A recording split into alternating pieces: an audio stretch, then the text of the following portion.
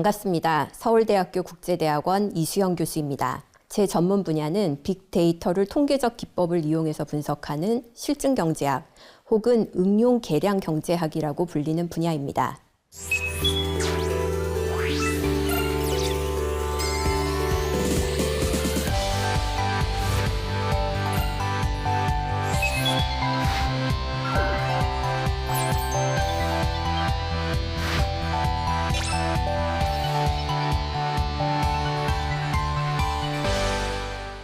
제가 미국에서 경제학 박사를 하면서 또 교수 생활을 하면서 깨달은 점이 있는데요.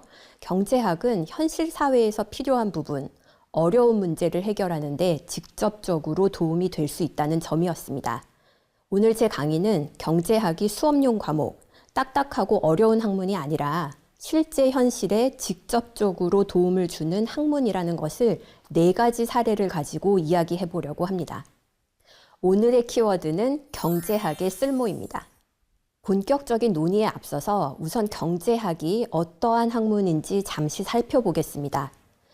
시청자분들은 경제학이라고 하면 어떤 것이 떠오르시나요? 고등학교나 대학교 1학년 때 경제학을 배우셨다면 아마도 수요 곡선, 공급 곡선을 떠올리실 것 같습니다. 만약 학부 때 경제학을 전공하셨거나 경제학 고급 과목을 들으셨다면 복잡한 수학 또는 통계학 공식을 이용해서 어려운 수리 문제를 풀으셨던 경험이 기억나실 것 같습니다. 일반적인 경우에 경제학이라고 하면 아마 언론에서 보도하는 경제 문제들을 연구하는 학문이다 라고 생각하실 것도 같습니다. 예를 들자면 환율, 금리, 물가, 금융위기, 부동산 등 자산 가격, 소득 등에 대해서 연구하고 전망하거나 대책을 마련하는 학문이라고 말이죠. 시청자분들께서 떠올리는 부분들은 경제학이 다루는 영역임은 분명합니다. 그러나 이것이 경제학이 어떠한 학문이라고 정의해 주지는 않습니다. 마치 코끼리의 각 부분을 가지고 그 부분이 코끼리라는 동물을 대표한다고 생각하는 것처럼이죠. 제가 좋아하는 정의는 아세모글루, 레입슨, 리스트 교수님의 교과서에 나오는 정의입니다. 이분들은 경제학을 의사결정자들이 한정된 자원을 이용해서 어떠한 선택을 하는지, 또 그리고 그 선택이 사회에 어떤 영향을 미치는지를 연구하는 학문이다라고 설명하고 계십니다. 다시 말해서 경제학은 스스로 의사를 결정할 수 있는 주체가 선택을 하는 문제들을 모두 다 포괄합니다.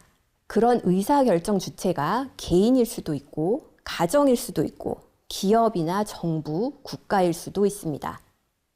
이런 이유로 경제학자들은 정말 광범위한 분야에서 활약을 합니다. 일반적으로 생각하시는 것이 금융 분야나 기업의 문제 이외에도 교육, 결혼 및 출산, 이민, 건강, 보건, 환경, 심지어 법률과 정치까지도 거의 사회 현상을 일으키는 모든 분야에 진출해 있습니다. 경제학 연구라면 반드시 등장하는 특징, 즉 핵심 요소에 대해서 설명드리겠습니다.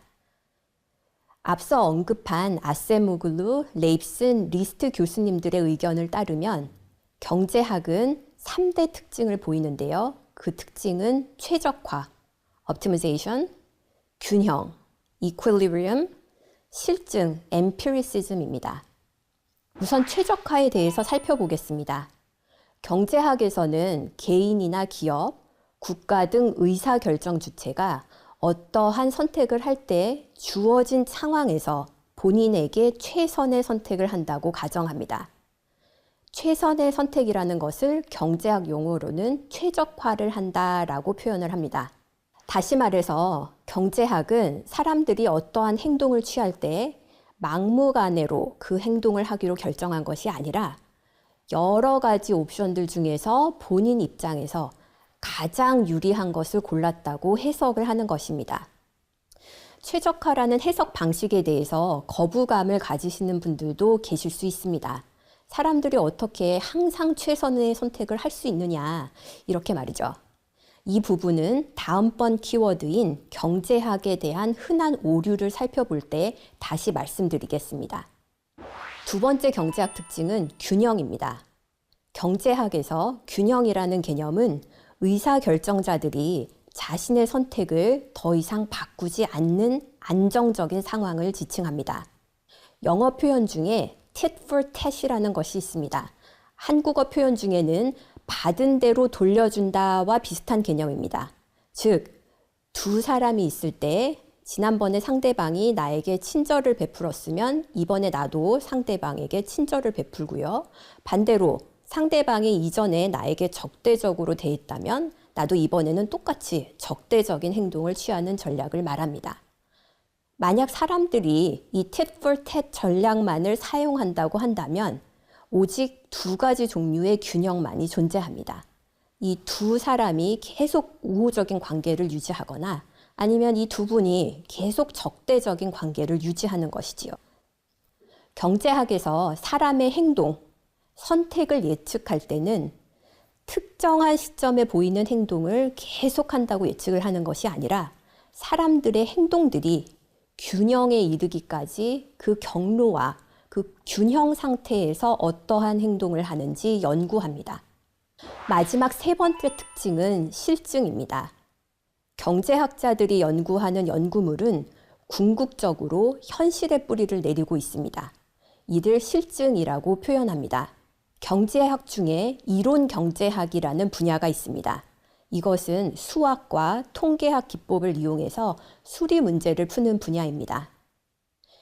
이런 이론 경제학에서조차도 이들이 연구하는 수리 문제는 현실에서 관찰되는 문제에 기반하거나 아니면 그런 문제를 풀기 위한 기초 도구로서 출발합니다. 다시 말해 난데없이 나타난 수리 문제를 푸는 것이 아닙니다. 반면 이론 경제학을 제외한 나머지 경제학 분야를 광의의 실증 경제학 혹은 응용 경제학이라고 하는데요. 응용 경제학은 데이터에서 추출된 통계에 기반을 하거나 아니면 미시 데이터, 이른바 빅데이터 자체를 이용합니다. 즉 데이터, 실제 현상과 불가분의 관계입니다. 아담 스미스처럼 경제학이 태동되던 시기에는 경제학이 철학이나 정치 사상과 같이 질적인 논증의 성격이 강했습니다. 그런데 학문이 발달함에 따라서 논증을 수리화할 수 있는 경제 이론, 이른바 theory라는 부분으로 방점이 옮겨갔죠. 이것이 경제학 전공자들이 보시는 수많은 수식과 도표들을 창출한 부분입니다. 그런데 이런 경제학의 이론의 틀이 어느 정도 갖춰진 이후에는 이 이론들을 발판으로 데이터를 분석하는 실증 연구들이 대세로 자리 잡고 그 비중이 점점 더 올라가고 있습니다. 이 도표는 1973년, 93년, 2011년 3개 연도에 걸쳐서 경제학 3대 저널에 출판된 논문들이 어떤 분야의 논문들로 구성되어 있는지를 보여줍니다. 73년도에 출판된 경제학 논문 중에서는 순수한 이론 분야가 55%를 차지했고 저같이 미시 통계를 이용한 협의의 실증 분석은 41%, 나머지는 4%를 차지했습니다. 그런데 2011년이 돼서는 이른바 순수한 이론 분야 논문의 비중은 19%로 하락한 반면 데이터에 기반한 논문들, 즉 실증 연구들은 64%로 급증하였죠. 나머지 두 부분은 경제 이론을 시뮬레이션을 통해서 검증하는 것과 실험을 기반으로 경제 이론을 검증하는 것인데 이 두 부분도 넓은 의미에서 실증 분석에 속합니다. 이 부분은 4%에서 17%로 증가하였습니다. 즉 경제학은 현실 문제와 불가분의 관계이고 세계적인 경제학 연구들의 절대 다수는 데이터에 기반해서 현실 문제를 이해하고 해결하고자 하는 노력의 산물입니다. 비경제학자들이 경제학에 대해서 자주 오해하시는 부분 두 가지를 살펴보겠습니다. 첫 번째 오해는 경제학이 가정하는 인간관입니다. 시청자분들 중에 경제학은 인간을 이기적인 존재다라고 가정하고 또 경제학은 인간을 합리적인 존재라고 가정한다라는 식의 언급을 들어보셨을 겁니다. 그런데 현실은 어떤가요? 세상에 100% 자기의 안녕만을 생각하는 사람, 즉 이기적인 사람은 매우 드물죠. 대부분 자신과 가족, 이웃도 생각을 하시니까요. 마찬가지로 세상에서 가장 똑똑하다는 사람들도 매 순간 100% 합리적으로 결정하지는 않을 겁니다. 어떤 면에서는 충동적으로 결정을 하니까요. 현실에서 100% 이기적인 사람도 없고 100% 합리적인 사람도 없는데 경제학에서 이기적으로 또 합리적으로 사람을 가정하고 사회 문제를 살펴본다면 필연적으로 경제학은 한계를 가질 수밖에 없다라고 오해를 하시는 경우가 있습니다. 일단 이기심에 대해서 먼저 생각해 보겠습니다. 한국어 사전에는 이기심이란 자기 자신의 이익만을 꾀하는 마음이라고 설명을 합니다. 그런데 경제학에서 인간은 이기적인 존재다라고 말하는 이때의 이기심은 국어 사전의 이기심과는 다른 의미입니다. 경제학에서 말하는 이기심이란 사람들이 자신이 어떻게 하면 만족할 수 있는지를 안다고 가정하고 그 만족감을 높이는 행동을 한다는 의미입니다. 이때 만족감을 경제학에서는 효용이라는 개념으로 표현합니다. 그림에서 동그라미는 내가 가질 수 있는 만족감을 표시합니다.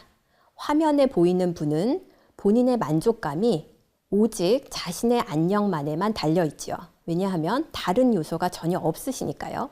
이른바 국어사전에서 말하는 이기적인 인간입니다. 그렇지만 경제학에서는 다른 종류의 사람들도 인정합니다. 이 그림에 나타나는 분은 본인의 만족감이 본인 자신뿐만 아니라 가족과 이웃의 안녕에도 영향을 받습니다. 이런 분은 본인의 만족을 위해서 본인을 우선은 하긴 하지만 가족과 이웃까지 보살피는 행동을 보이게 됩니다. 다시 말해서 이분의 이른바 이기적인 행동은 자식과 주위 사람들까지 보살피는 행동으로 나타나게 되는 것이죠. 합리성의 경우도 마찬가지입니다. 경제학에서 사람을 합리적인 행동을 한다고 가정하는 것은 사람들이 항상 정답, 올바른 선택을 한다는 의미는 아닙니다. 경제학에서 합리적이라는 의미는 주어진 상황에서 여러 가지 선택지 중에 본인의 효용, 즉 만족감을 높이는 옵션을 선택한다는 의미입니다. 사람들이 만약 잘못된 정보를 가지고 있다면 그 잘못된 정보 하에서 본인이 만족감을 높이는 최선의 선택을 했을 거라고 보는 것이죠. 다만 잘못된 정보 하에서의 선택은 정확한 정보를 가졌을 때는 하지 않을 선택일 수도 있지만요. 두 번째 오해는 학파와 관련된 내용입니다. 주로 경제 정책과 관련해서 언론 기사나 SNS에서 A라는 학파와 B라는 학파가 서로 다른 주장을 하고 대립한다라는 식으로 종종 설명을 합니다. 마치 조선시대 유학자들이 서로 논쟁을 하는 것처럼 말이죠. 그런데 현대 경제학에서는 이 학파라는 구분 자체가 크게 의미가 없습니다. 근대 경제학이 태동되었을 때는 지역별로 각자 발달을 했고요. 또 이론이 중심이 되다 보니 각기 다른 특색들이 있었습니다. 그러나 지금의 경제학은 미국 학계가 압도적으로 리드를 하고 있고 다른 나라 학자들도 거의 같은 방식으로 연구를 하고 있습니다. 이런 통일성을 보이는 이유는 미국이 슈퍼파워라서라기보다는 경제학의 특성에 기인합니다. 앞서 말씀드린 경제학의 3대 핵심 요소 중에 실증이라는 부분이 중요한 이유입니다. 아무리 많은 이론들, 가설들이 나오더라도 현실을 잘 설명할 수 없다면 그 이론은 경제학계에서 퇴출되기 때문입니다. 만약 경제학자들 간에 대립되는 견해가 있더라도 시간이 흐르고 더 많은 데이터가 쌓이면 어떻게든 정리가 되게 되는 것이죠. 마지막으로 말씀드리고 싶은 점은 경제학파와 경제사상은 다른 개념이라는 점입니다. 많이 들어보신 신자유주의, 글로벌리즘과 같은 개념은 경제사상입니다. 사상은 철학이나 종교와 마찬가지로 과학적으로, 객관적으로 옳고 그름을 따질 수가 없습니다. 반면 경제학은 현실 데이터를 기반으로 하기 때문에 특정한 경제학 연구가 맞고 틀리다라는 판단을 할 수 있고요. 틀린 연구들은 학계에서 퇴출됩니다. 첫 번째 사례는 장기 이식입니다. 각종 질병이나 장애로 고생하시는 분들 가운데 다른 사람들의 장기를 이식하면 완치가 되는 경우가 있습니다. 그런데 문제는 장기 이식을 기다리는 환자분들은 아주 많은데 장기를 기증하는 사람들의 수는 상대적으로 적다는 데 있습니다. 많은 분들이 아마 놀라셨을 텐데요. 경제학이 이런 장기 이식의 어려움을 완화하는 데 실제로 사용되고 있습니다. 구체적으로 설명을 드리기 위해서 신장 이식에 대해서 말씀드리겠습니다. 신장은 사람의 갈비뼈 아래쪽에 위치한 강낭콩 모양의 장기입니다. 좌우 총 2개가 존재하죠. 이 신장은 사람의 혈액에 들어있는 노폐물을 걸러내서 소변으로 배출하는 기능을 담당합니다. 신장 기능이 떨어지면 결국 기계에 의존해서 혈액에서 노폐물을 제거해야 되는데 이를 혈액투석이라고 합니다. 혈액투석 자체가 너무나 고된 일이고 아직까지는 기계의 성능이 사람의 신장에 비해서 많이 떨어지기 때문에 결국 신장 이식을 받으셔야 치료가 됩니다. 다만 사망하신 분들이 기증하는 신장의 수는 매우 적어서 현실적으로는 이식을 받기가 어렵습니다. 앞서 말씀드렸듯이 신장은 좌우 2개가 존재하는데요. 이 둘 중에 1개만이 있어도 생활이 가능합니다. 이 때문에 가까운 가족들 중에서 신장 한쪽을 기증할 의사가 있는 분이 계시고 또 이분의 신장이 혈액형 검사 등을 통해서 이식이 가능한 경우에는 가족 간 신장 기증이 이루어지기도 합니다. 그렇지만 신장을 기증하실 분을 찾더라도 환자와 혈액형이 일치하지 않을 때는 신장 이식이 어렵습니다. 이 그림에서는 3가족이 표시되어 있습니다. 가족별로 신장병 환자와 그 환자 가족 중에서 신장을 기증할 분이 쌍으로 표시되어 있습니다. 만약 아무런 제도나 조치가 없다면 이 3가족들 중에서 오직 첫 번째 가족만 신장 이식이 가능합니다. 왜냐하면 O형 혈액은 A형 혈액형을 가진 분에게 항체 반응을 일으키지 않기 때문이죠. 즉 3명의 환자 중에서 오직 1명만 신장 이식이 가능합니다. 그런데 만약 이 3가족의 사정을 모두 알고 있는 담당자가 계신다면 이 3명의 환자를 모두 구할 수가 있습니다. 방법은 간단합니다. 첫 번째 가족 기증자를 2번째 가족 환자에 연결하고 2번째 가족의 기증자를 3번째 가족에 연결하고 마지막으로 3번째 가족의 기증자를 첫 번째 가족 환자에 연결을 해서 수술을 한다면 모두를 구할 수 있죠. 그런데 안타깝게도 이런 신장 교환 방법, 영어로는 키드니 익스체인지라고 하는데 이 방법은 현실에서 거의 사용되지 않습니다. 앞에서 설명드린 대안적인 신장 이식 방법은 크게 2가지 이유로 실현되기가 어렵습니다. 첫 번째 문제는 법적인 문제인데요. 어떤 분이 장기 기증을 약속하셨다고 하더라도 이후에 마음을 바꾼다면 억지로 장기를 추출할 수 없다는 점에 기인합니다. 앞서 설명드린 예를 다시 살펴보겠습니다. 이 3가족의 신장 교환은 총 6명의 수술이 필요합니다. 환자 3명과 신장 기증자 3명이죠. 감을 잡으시겠지만 대형 병원이라고 하더라도 신장 외과에서 이 6명의 수술을 동시에 하기란 여간 어려운 일이 아닙니다. 그래서 현실에서는 이 3가족의 수술을 아마도 시간차를 두고 진행을 하게 되실 겁니다. 예를 들어서 이런 시간차적인 이유 때문에 첫 번째 가족의 기증으로 2번째 환자가 수술을 받고 2번째로 2번째 가족의 기증으로 3번째 환자가 수술을 받았다고 생각을 해봅시다. 이제 마지막으로 이 3번째 가족의 기증자가 기증을 해야 되는 단계에서 갑자기 마음이 바뀌셔서 기증을 거부한다고 생각을 해봅시다. 한국과 같은 법치 국가에서는 사람의 장기를 돈으로 주고 사고 팔 수도 없고 본인의 의사에 반해서 억지로 추출할 수도 없습니다. 따라서 첫 번째 환자는 신장 이식을 받지 못하게 되는 것이죠. 더 억울한 일은 이 가족은 신장 교환 방법에 참여하지 않았어도 가족끼리 신장 이식을 받을 수가 있었습니다. 신장 교환에 참가하면서 다른 가족을 도우려다가 신장만 뺏긴 꼴이 되고 만 것이죠. 2번째 어려움은 병원과 관련한 문제입니다. 일반적으로 장기 교환을 하는 환자 가족들은 한 개 병원의 환자가 아니라 여러 병원 소속일 가능성이 높습니다. 그림에서 보시다시피 첫 번째 가족은 가라는 병원에서, 2번째, 3번째 가족은 나라는 병원에서 치료 중이시죠. 가와 나 병원은 별개의 병원이기 때문에 환자정보보호법에 따라서 서로의 환자에 대한 정보를 알 수가 없습니다. 따라서 가 병원 의료진은 나 병원의 상황을 모른 채 첫 번째 가족들에게 신장 이식 수술을 하실 겁니다. 설령 가 병원과 나 병원 간에 정보 공유가 있다고 하더라도 현실적으로 가 병원 입장에서는 굳이 이런 복잡한 협력을 하지 않으시려고 할 수도 있습니다. 이런 현실적인 문제 때문에 일반적인 경우에는 신장 교환이 자생적으로는 일어나지 않습니다.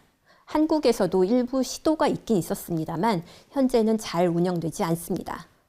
더욱이 최근에는 혈액형이 다르더라도 거부 반응을 억제시키는 기법이 개발이 되어서 가족 간 신장 이식이 실시되고 있고 신장 교환의 중요성이 적어진 상태입니다.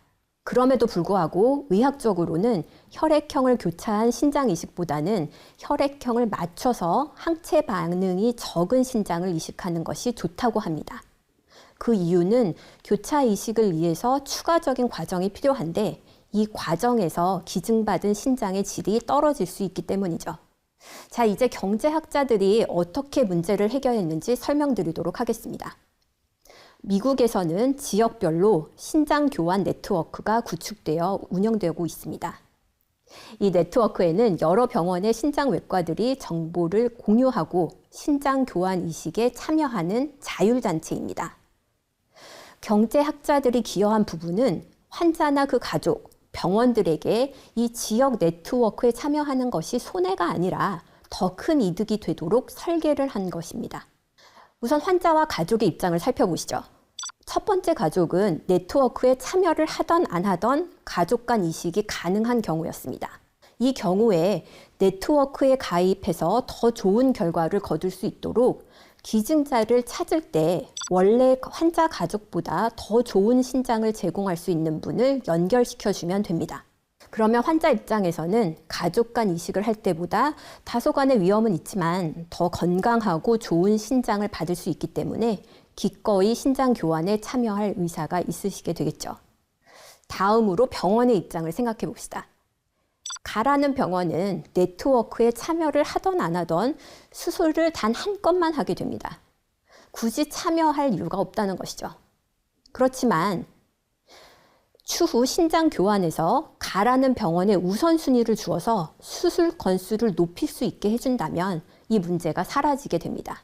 왜냐하면 합계로는 더 많은 환자들을 고칠 수 있게 되니까요. 이 두 가지 부분을 감안해서 경제학자들은 최적의 신장 교환 조합을 찾아냅니다. 이른바 최적화를 하는 것이죠. 환자와 가족, 병원 등 의사결정자들의 입장에서 이 교환 시스템에 참여하는 것이 그렇지 않은 경우보다 더 좋은 결과를 낳게 하는 교환 조합을 찾아냅니다. 이 이후에 그 조합들 가운데서 가장 많은 분들이 신장 이식을 받을 수 있도록 하는 조합을 선택합니다. 마지막으로 그 선택된 조합을 지역 네트워크에 통보해서 실제 수술을 하게 되는 것이지요. 이 신장 교환 네트워크는 미국에서 성공적으로 운영되고 있습니다. 이 과정에서 알빈 로스 교수님께서 크게 공헌을 하셨는데 그 공로를 인정받아 2012년 노벨 경제학상을 수상하셨습니다. 다음으로 구인구직을 살펴보겠습니다. 직장을 찾는 개인의 입장에서는 다른 조건이 비슷하다면 아마도 보수를 많이 주는 직장, 안정적인 직장, 고용주의 지명도가 있는 곳, 업무 강도가 적당한 곳 등을 일반적으로 좋아하실 겁니다. 반면 사원을 구하는 고용주의 입장에서는 다른 조건이 비슷하다면 능력 있는 사람, 빨리 퇴사를 하려는 것이 아니라 진득하게 근무할 의향이 있는 사람을 일반적으로 선호하실 겁니다. 이러한 사람들을 선발하기 위해서는 서류 심사나 인터뷰를 진행해야 되는데 이에 필요한 인력과 시간은 한정되어 있지요. 이제 고용주가 직원을 채용하는 사례를 생각해 보겠습니다. 이 고용주에게 지원하는 지원자들은 다음에 4가지 종류가 있습니다. 첫째, 스펙이 높으면서 이 고용주의 업무에 열정이 높아서 그 분야의 전문가가 되려는 사람. 둘째, 스펙은 보통이지만 이 고용주의 업무에 열정이 높으신 분. 셋째, 스펙은 높지만 그 고용주의 업무에 크게 관심이 없어서 다른 기회만 생기면 그만두시려는 분. 마지막으로 스펙도 보통이고 업무에 관심도 높지 않은 사람입니다. 이 고용주의 경우는 높은 스펙에 높은 열정을 가진 사람을 채용하기를 가장 희망하고 그 다음으로는 보통 스펙, 높은 열정, 세 번째로는 높은 스펙, 낮은 열정, 네 번째로는 보통 스펙, 낮은 열정을 4순위로 생각한다고 가정해 봅시다. 만약 이 고용주의 직원 공고에 2명의 지원자가 지원했다고 합시다. 첫 번째는 높은 스펙이지만 열정이 낮은 분이시고, 두 번째 지원자는 보통 스펙이지만 열정이 높으신 분입니다. 앞서 설명드린 고용주의 선호에 의하면 첫 번째 지원자는 3순위의 인물이고 두 번째 지원자는 2순위의 인물이라 당연히 두 번째 지원자가 선발이 될 것입니다. 그런데 현실에서 채용을 진행할 때는 지원자들이 얼마나 고용주의 일에 관심이 있는지, 즉 열정이 있는지를 알기가 어렵습니다. 일반적으로 지원자들이 면접장에서는 최선을 다해서 본인들이 회사 업무에 열정이 높다고 주장할 것이기 때문입니다. 만약 회사 지명도가 높지 않은 경우에는 문제가 생깁니다. 이들 기업에 높은 스펙을 가진 사람이 지원한다면 우리 회사에 별로 관심이 없을 거야 라고 생각해서 서류 전형에서 탈락시킬 수도 있습니다. 그 지원자가 진심으로 회사 업무에 관심이 있는데도 말이죠. 이런 상황에서 어떻게 경제학자들이 솔루션을 제공했는지 설명드리겠습니다. 여러 가지 사례들이 있는데요. 그 중에서 가장 유명한 사례는 미국 경제학과에서 조교수를 채용할 때 사용하는 시스템입니다. 미국 경제학과들에서는 매년 1월 첫째 주 주말 3일 동안 경제학회를 개최하면서 조교수직에 지원한 지원자들을 인터뷰합니다. 당연히 조교수를 채용하려는 공고가 당해에 졸업하려는 경제학 박사들의 수보다 훨씬 적고요. 제가 조사한 바에 따르면 약 그 비율이 10대 1 정도입니다. 경제학과별로 서류 지원자들을 심사해서 보통 20에서 30명 정도만 직접 인터뷰를 진행합니다. 미국에서는 인터뷰를 한 사람들 중에서만 합격자를 고를 수 있습니다. 따라서 지원자들이 아무리 많더라도 인터뷰를 하는 그 20명을 잘못 고른다면 아무도 채용을 못하는 상황도 발생할 수 있습니다. 거의 모든 사람들이 선호하는 하버드나 스탠포드 같은 경우에는 문제가 별로 없습니다만 나머지 학교들의 경우는 그렇지 않습니다. 제가 근무했던 메릴랜드 대학은 미국 US 랭킹의 약 20위권에 위치한 학교입니다. 저희 과가 만약 탑 랭킹 학교에서 관심을 가지는 경제학 박사 졸업 예정자들만 인터뷰를 한다면 어떻게 될까요? 물론 이분들의 능력은 출중하시겠지만 결국에는 저희 대학보다 더 좋은 학교에서 합격 통지를 받고 오시지 않게 될 가능성이 높습니다. 이런 이유로 너무 스펙이 좋은 지원자는 조심해서 인터뷰에 선정합니다. 즉, 저희 과에서 합격 통지를 주면 올 것으로 예상되는 이른바 적당한 사람들 중에서 스펙이 좋은 사람들을 가려서 인터뷰를 합니다. 당연히 현실 문제 풀기를 좋아하는 경제학자들이 가만히 있지를 않습니다. 2006년부터 새로운 시스템을 도입했는데요. 이 시스템은 당해 직장을 구하는 경제학 박사 예정자들에게 각자 본인이 아주 관심 있는 직장 2곳을 골라서 미국 경제학회에 전달하게 합니다. 이런 전달, 표시를 시그널링이라고 지칭합니다. 이후에 미국 경제학회는 이 정보를 취합해서 각 학교별로 이 지원자들이 여러분의 학교에 관심 있다고 선택을 했습니다 라고 알려주죠. 이 결과를 보고 나서 학교들이 어떤 사람들을 인터뷰할지 결정합니다. 제가 박사 과정을 졸업하는 학기에는 대략 약 100개 곳의 학교에 지원을 했습니다. 제가 미국 경제학회에 관심이 있다고 말할 수 있는 학교는 100군데가 아니라 2곳밖에 없으니 이 2곳은 굉장히 중요한 학교일 것입니다. 따라서 학교 입장에서 볼 때는 미국 경제학회를 통해 본인 학교를 희망한다고 의사를 표시한 지원자들은 이른바 말로만 관심 있다고 하는 분이 아니고 여러 옵션 중에서 우리 학교를 정말로 중요하게 생각한다고 표시한 것이니 신빙성이 있겠죠. 당연히 경제학자들이 이 시스템을 도입하고 나서 얼마나 효과가 있었는지 평가를 했습니다. 지원자들이 이 시그널링을 이용한 경우에는 그렇지 않은 경우에 비해 인터뷰 요청률이 약 28% 증가했다는 것을 발견하였습니다. 이는 정보의 비대칭성으로 발생하는 비효율성을 경제학자들의 노력을 통해서 실제로 교정한 아주 파워풀한 사례입니다. 다음으로 경제학자들이 어떻게 불평등과 빈곤을 극복하는 데 기여했는지 설명드리겠습니다. 최근 한국에서도 불평등, 가난의 대물림에 대해서 사회적인 관심이 아주 많으신 것 같습니다. 한국은 이 문제가 IMF 위기나 2008년 금융위기부터 크게 문제가 되었습니다만 다른 개발도상국이나 후진국에서는 아주 고질적인 문제입니다. 세계은행같이 후진국을 지원하는 국제기구에서 아주 많은 노력을 기울이는 부분이죠. 이런 노력에도 불구하고 상당수의 경우는 만족스러운 성과를 거두지 못했습니다. 실패의 원인으로 여러 가지 사유들이 있습니다만 지원을 받는 사람이나 지원을 받는 가정과 관련해서는 다음의 문제들이 자주 언급됩니다. 우선 빈곤 가정에 보조금을 주더라도 그 보조금을 빈곤 탈출이 아니라 부적절한 곳에 사용한다는 점입니다. 이들 가정에 보조금을 지급하더라도 식료품 구매나 자녀 교육에 돈을 쓰는 것이 아니라 술, 담배 등에 탕진을 한다는 것이죠. 두 번째는 가정에서 보조금을 미래를 위한 투자에 사용하지 않는다는 점입니다. 일반적으로 빈곤의 대물림을 막는 가장 좋은 방법은 자녀 교육입니다. 한국같이 문화적으로 자녀 교육에 몰두하는 경우에는 이런 문제들이 거의 발생하지 않지만 남미나 서구의 도시 빈민가에서는 자녀 교육에 대한 중요성을 인지하지 못하는 경우가 많이 있습니다. 심지어 공교육이 무료인 경우에도 자녀들을 학교에 보내지 않고 농사일이나 집안일을 시키는 것이죠. 따라서 이들의 자녀들은 다시 부모와 동일한 경제 상황, 즉 가난이 대물림이 되게 되는 것입니다. 세 번째는 가난한 분들 중에 건강이 좋지 않은 경우가 많습니다. 가난하기 때문에 제대로 영양 섭취가 불가능한 경우도 있지만 잘못된 식습관을 가지고 계시는 경우도 있고 정기적으로 병원을 방문하는 것을 꺼리는 경우도 있습니다. 건강하지 않다면 일자리를 찾고 가족을 부양하는 데 문제가 생기지요. 이런 문제는 멕시코에서도 겪고 있는 문제입니다. 멕시코는 경제적인 불평등이 아주 심각한 국가 중에 하나입니다. 멕시코 정부는 가난에 대물림과 관련해서 1997년 전 세계적으로 인정받는 획기적인 프로그램을 도입했습니다. 그 프로그램은 프로그레사라고 하는데요. 1997년 사전조사를 실시하고 1998년부터 2000년까지 시범 파일럿 프로그램을 실시하였습니다.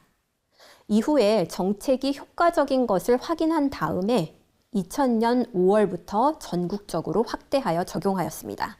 이 프로그레사 프로그램은 미국 보스턴 대학교 경제학과 교수를 역임하고 당시 멕시코 재무장관이셨던 산티아고 레비 박사님이 주도를 하셨는데 미국에 있는 IFPRI 국제식량정책연구소와 미국 펜실베니아 대학 경제학 연구팀과 공동으로 실시하였습니다.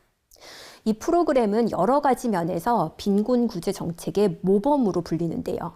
이 방법은 이후 여러 국제개발기구에서 도입이 되었고 경제학계에서도 널리 보급이 되었습니다. 2019년 노벨 경제학상을 받은 베너지, 두플로, 크레이머 교수님들도 이 방법과 관련해서 노벨 경제학상을 받으신 거죠. 이제 멕시코에서 사용한 프로그레사 정책이 어떻게 실시되었고 왜 효과를 거두었는지 설명드리겠습니다. 빈곤 구제와 관련된 현실적 어려움 첫 번째는 보조금을 주면 제대로 사용하지 않고 술, 담배 등에 사용해버린다였습니다. 이 문제를 두 가지 방법으로 해결했는데요. 우선은 건강, 영양에 필수인 식품들을 현금 대신에 현물로 지급하였습니다. 그리고 현금 보조금을 지급할 때도 아버지 대신 어머니에게 지급하였습니다. 그 이유는 멕시코의 빈민 가정에서는 아버지들보다 어머니들이 자식을 돌보는데 돈을 사용한다는 경향이 있다고 밝혀졌기 때문입니다. 두 번째 현실적인 문제는 보조금을 지급했을 때 미래를 위한 투자, 즉 자녀 교육이나 건강 증진에 사용하지 않는다는 우려입니다. 이를 막기 위해서 다음의 조치를 취합니다. 즉 균형된 영양 상태를 유지하고 정기적으로 의사를 방문하며 학령기 자녀들을 수업 일수의 85% 출석시키는 경우에만 현금 보조금을 지급합니다. 만약 프로그레사 지원을 받고 나서 자녀들을 학교에 보내지 않는다면 다음번에는 보조금을 수령할 수 없습니다. 즉 지원을 계속 받고자 한다면 건강관리와 자녀 교육에 힘을 쓰게 되는 것이죠. 이런 방법을 컨디셔널 캐시 트랜스퍼, 조건부 현금 이전이라고 합니다. 멕시코의 세 번째 우려점은 여자아이들의 취학률이 특히 더 낮다는 점입니다. 딸들을 학교에 보내지 않고 집안일을 시키거나 아니면 보모로 다른 집에 보내서 일을 시키니까요. 이런 상황을 개선하기 위해서 도입한 방법은 현금 보조금을 학령기 아이들의 수와 연령, 성별에 따라서 차등 지급하는 것이었습니다. 즉 아이들별로 나이가 많을수록 더 많은 보조금을 지급하고 중학교 이상의 아이들에 대해서는 여자아이들에게 남자아이들보다 더 많은 보조금을 지급했습니다. 경제학자들은 이렇게 제도 설계를 도와주었을 뿐만 아니라 정책의 효과성 분석에서도 중요한 기여를 합니다. 데이터에 기반해서 인과관계에 기반해서 이 프로그레사가 얼마만큼 빈곤 탈출에 효과적이었는지 평가를 한 것이죠. 구체적으로 사용한 방법은 Randomized Control Trial, 한국어로는 무작위 대조군 실험 방법이라는 것입니다. 멕시코 정부는 우선 낙후된 농촌 지역 495곳을 선정하였습니다. 정책을 실시하기 전에 이들 지역을 방문해서 빈곤 가정뿐만 아니라 일반 가정들까지 서베이를 2차례 실시했죠. 즉 현황 파악을 먼저 제대로 했습니다. 다음으로 이 495개 지역 중에서 약 3분의 2 지역인 314곳을 무작위로 선택하고요. 이 선택한 지역 내에 살고 있는 빈곤 가정에게 보조금과 현물을 지원했습니다. 이 지원이 실시된 이후 2년 동안 3번의 통계를 수집하였습니다. 이러한 정책 디자인은 정책이 얼마나 효과가 있는지 정확하게 숫자로 평가할 수 있게 하였습니다. 지금 보시는 표는 6세에서 16세 사이의 아이들 중에 몇 %가 학교에 재학하고 있는지 재학 비율을 보여주고 있습니다. 제가 직접 논문 연구로 계산한 숫자입니다. 제일 처음 조사가 시작된 1997년 10월을 보겠습니다. 프로그레사가 시행된 지역에 거주하는 빈민 가정의 경우 자녀들 중에서 약 85.7%가 학교에 등록해 있었습니다. 그런데 정책 시행 2년째 되던 해의 조사, 즉 1999년 11월 조사에서는 그 비율이 78.5%로 감소했습니다. 즉 학생 등록률이 7.2%포인트만큼 하락했다는 것이죠. 시청자들 분들 중에는 놀라는 분들이 계실 겁니다. 아니 보조금을 지급했고 심지어 학교에 다녀야만 보조금을 지급하는데 어떻게 학생 등록률이 떨어질 수 있는가? 정책이 실패한 게 아닌가라고 생각하실 것 같습니다. 그런데 이 정책은 실패한 것이 아닙니다. 그 이유는 97년과 99년 사이에 전 세계적으로 금융위기가 발생을 했는데 멕시코도 이 과정에서 경제적인 어려움을 겪었기 때문이죠. 지금 보시는 표 하단은 프로그레사가 적용되지 않는 지역의 빈곤 가족들이 아이들을 얼마나 학교에 보냈는지를 보여주고 있습니다. 같은 기간 동안 학생 등록률이 무려 11.2%포인트나 하락하였죠. 다시 말해서 빈곤구제 정책이 없었다면 학생 등록률이 11.2%포인트가 떨어졌어야 했는데 프로그레스 때문에 빈곤 가정에서 등록률이 7.2%만 떨어졌다는 의미입니다. 이 두 숫자의 차이, 즉 4%포인트가 프로그레사의 효과가 되는 것입니다. 방금의 사례는 제대로 된 정책 평가를 위해서는 사전적으로 정책이 신중하게 설계가 돼야 함을 보여줍니다. 예를 들어 보조금을 받는 정책 대상자들이 어떤지 정책 전후의 정보가 없다면 정책 평가가 불가능합니다. 그뿐만 아니라 정책을 받는 사람들과 유사한 사람들 중에서 정책의 대상이 되지 않는 사람들에 대한 정보도 수집을 하여야만 엄밀한 정책 평가가 가능합니다. 마지막 사례는 데이터에 기반한 정책 결정입니다. 앞서 말씀드린 멕시코의 프로그레사는 경제학계뿐만 아니라 정부 및 국제기구의 정책 설계에 큰 영향을 미쳤습니다. 어떠한 정책이 효과가 있었는지 없었는지 또 있었다면 얼마나 있었는지에 대한 평가를 주관적인 느낌에 근거해서 진행하시면 안 됩니다. 사전적으로 정책의 효과를 평가할 수 있도록 정책을 설계하고 정책을 실시하기 이전과 이후 모두 데이터를 수집해야 하죠. 엄밀한 효과성 평가는 경제 및 사회 정책을 수립하는 데 아주 중요한 의미가 있습니다. 그 이유는 이러한 사회 경제 정책을 집행하는 데는 막대한 돈과 인력이 필요한데 이 돈과 인력을 조달하기 위해서 다른 국민들이 세금 부담을 해야 되기 때문입니다.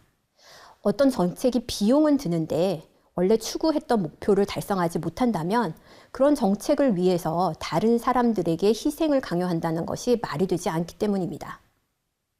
효과가 있는 정책에 세금을 사용해야지 효과가 없는 정책에 사용하는 것은 있어서는 안 되는 일이죠. 경제가 어려워서 실업이 늘어나거나 취업이 어려운 경우에는 보통 잡 트레이닝, 직업 훈련 프로그램을 정부에서 보조해주는 경우가 종종 있습니다. 미국도 마찬가지고요.